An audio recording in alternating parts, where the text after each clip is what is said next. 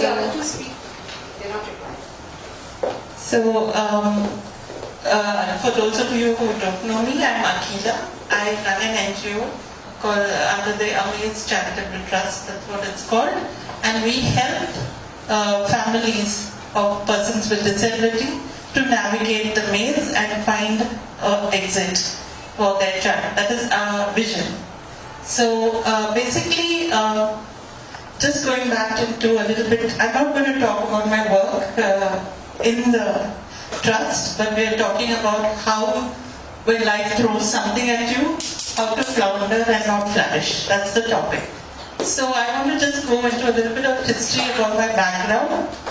And I come from a family, like my father's always proudly told me that his grandmother in the village, we come from Tanjavur, Tirukatupalli side, and in the village over there, my great-great-grandmother, she lost her husband at the age of 22 or something like that. She already had 2 sons by that age. And in those days in the Brahmin families, they were made to shave off their heads and howling and crying that, oh my God, you've got the highest marks in the family. Because, so it was like that. They were allowed. So I came from that kind of a background, unlike what is being projected that, our culture does not allow men to show feelings or does not allow women to be strong. But that's not what I grew up, that was not my truth. But yes, in my life there were a lot of ups and downs. Let's start with the first one where my father, when I was 5, almost died. He had a hemorrhagic ulcer. I'm not going to go into the details, but I'm just going to talk about these points. Then, when I was about 15, my grandfather, who I was very close to, he died. And it's the first person I was really close to who died. And I shared a room with him. So it was a big loss.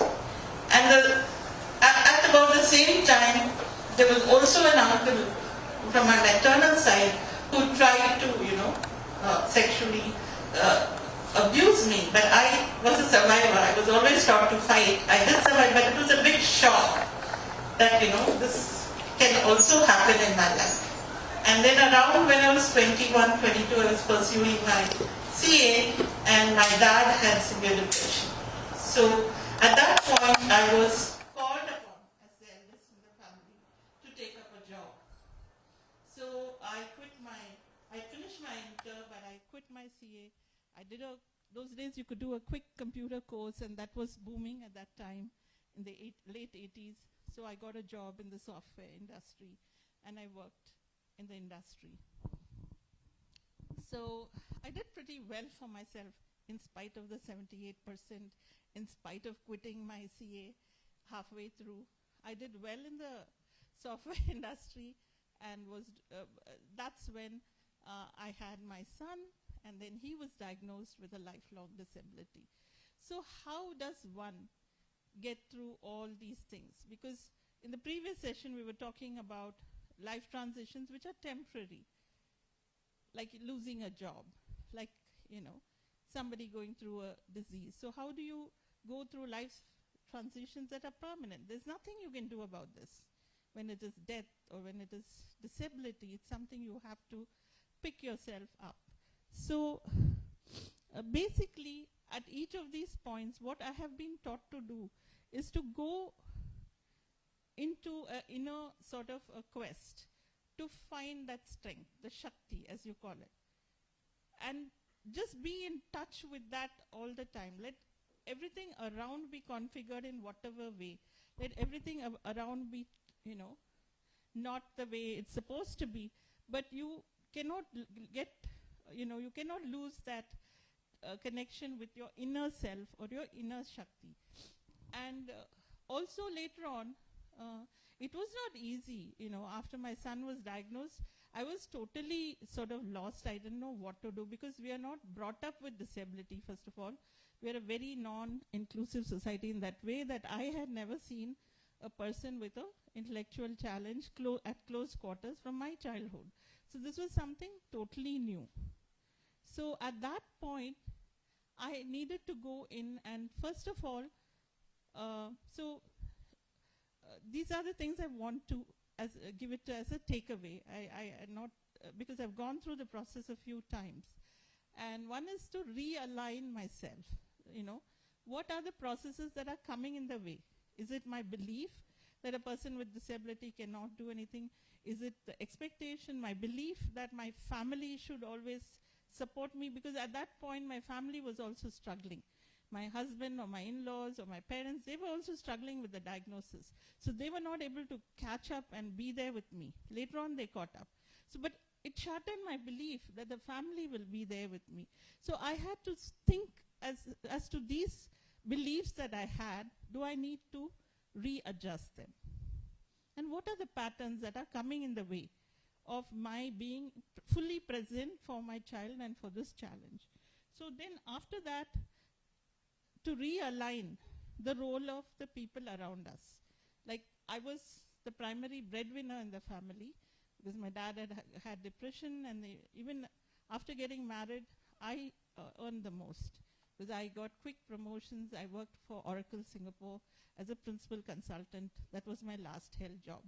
So I had to move from that role as a primary breadwinner to being the primary caregiver of my child. And I took that decision even though even the family was not ready for it because they're losing out on a cash cow. But I took the decision that that's my priority. I brought this child into the world. Nobody knows what to do with him, but I'll figure it out. So to realign those relationships around me, where then I had to, then by force, my husband or whoever it was had to become the leader in the earning sphere. And then to also restructure our entire, like we had plans of traveling the world. We had plans of, whatever it is that young people plan for. So we decided that we'll have to now focus all our energies, our money, and everything on this. So it was a very conscious process that we went through step by step. We were living in Bangalore.